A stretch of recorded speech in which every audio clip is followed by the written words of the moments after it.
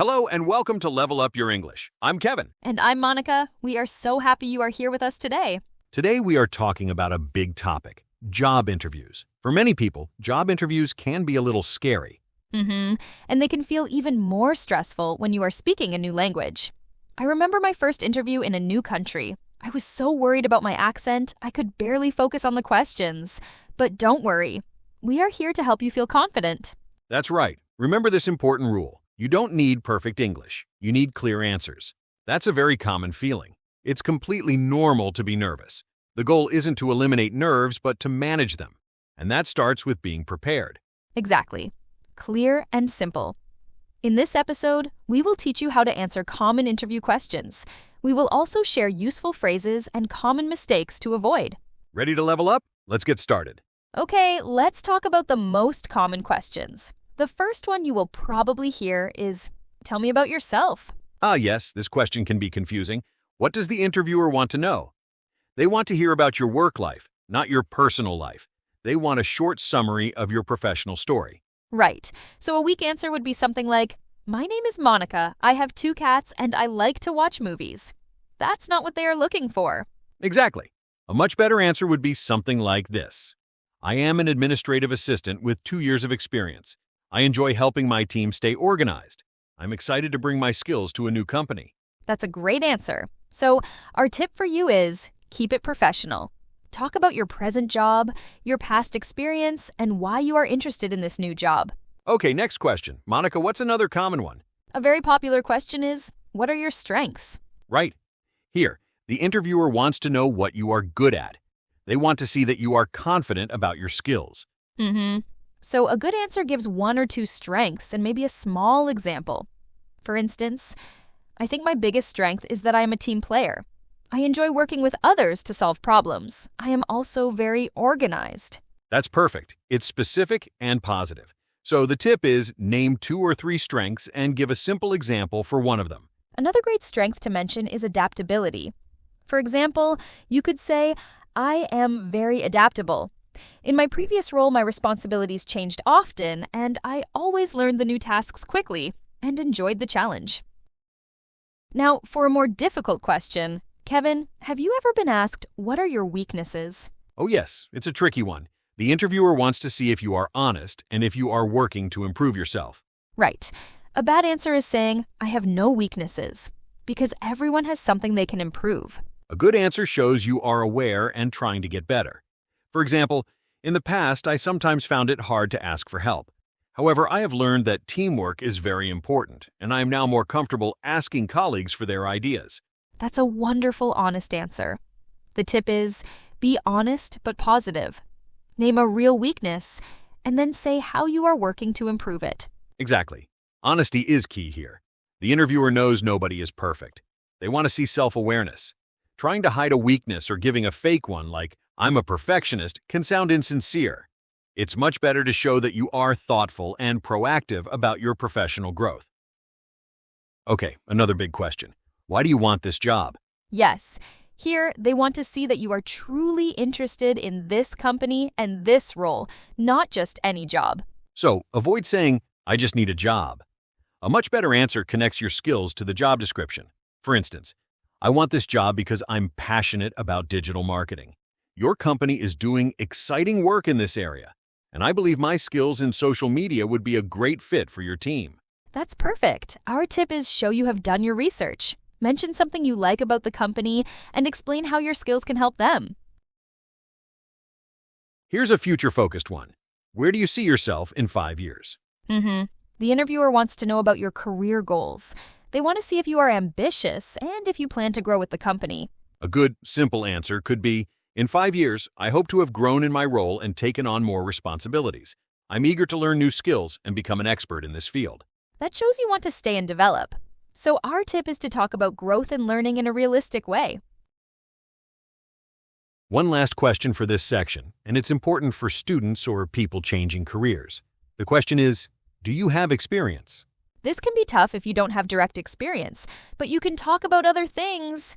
You can talk about skills you learned in school, from volunteering, or even from hobbies. These are called transferable skills. Exactly.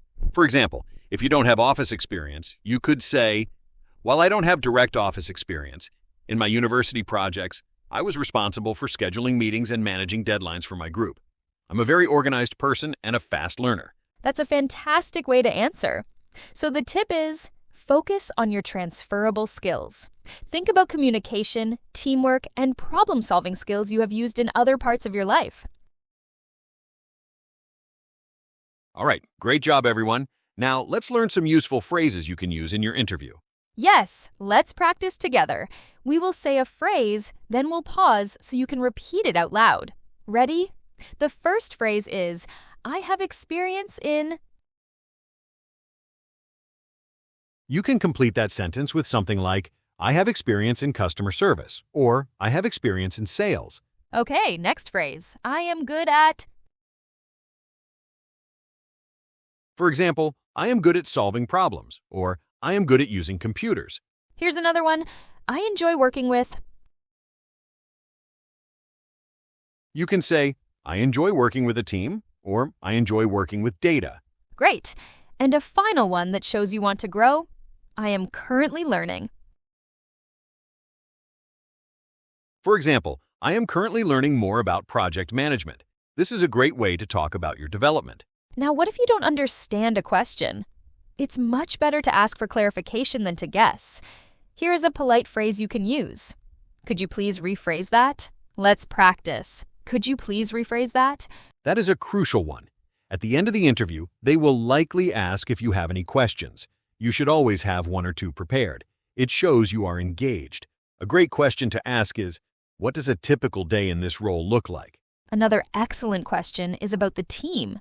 You can ask, could you tell me more about the team I would be working with? This shows you care about the work environment and collaboration. Fantastic. Practice those phrases to build your confidence. Now, let's quickly talk about a few common mistakes to avoid. Right. First mistake, speaking too fast. When we get nervous, our words can speed up. It's okay to speak slowly. Take a breath. It makes you sound more thoughtful. Slow and clear is much better than fast and confusing. The second mistake is giving very short, one-word answers. If they ask, can you work on weekends? Don't just say yes. Exactly. Expand a little. Say, yes, I am flexible and available to work on weekends when needed. A third mistake is using overly informal language, like slang. An interview is a professional setting, so use professional language. Instead of yeah, say yes. Good point. And finally, avoid simply saying, I don't know. If you get a difficult question, it's okay to take a second to think. You can say, that's an interesting question. Let me think about that for a moment. And a fourth mistake, which is not about your words, is forgetting about body language. How you sit and what you do with your hands is also a form of communication. That is so important. Try to sit up straight, make eye contact, and offer a friendly smile. It makes you appear confident and engaged even if you're nervous. Avoid crossing your arms, as it can make you seem closed off. Okay, you are doing great. It's time for a mini practice session. It's your turn to speak. That's right. Monica will ask a question. We will pause for 10 seconds. In that time, you can answer the question out loud. Don't worry about being perfect. Just try. Ready? Okay, first question. What are your strengths?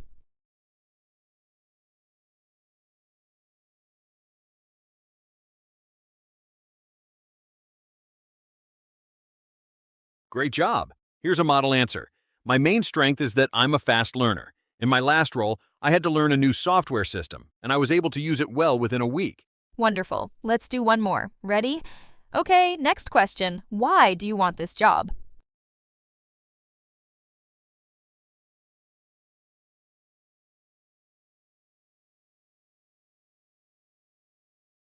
Excellent. Here's an example answer. I want this job because I admire your company's focus on sustainability. I want to use my skills in a place that shares my values. You did a fantastic job today.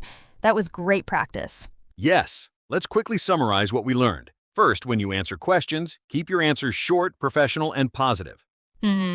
Second, practice using helpful phrases like I have experience in to build your fluency. And remember to avoid common mistakes like speaking too fast. Confidence comes from practice. So our advice is to listen to this episode again. Write down your own answers to the questions we discussed. Yes, practice them in front of a mirror or with a friend. The more you practice, the more comfortable and confident you will feel. And for more helpful tips on how to improve your English, please follow or subscribe to Level Up Your English wherever you get your podcasts. Thank you so much for listening. Keep up the amazing work. You can do this. Until next time, goodbye. Bye for now.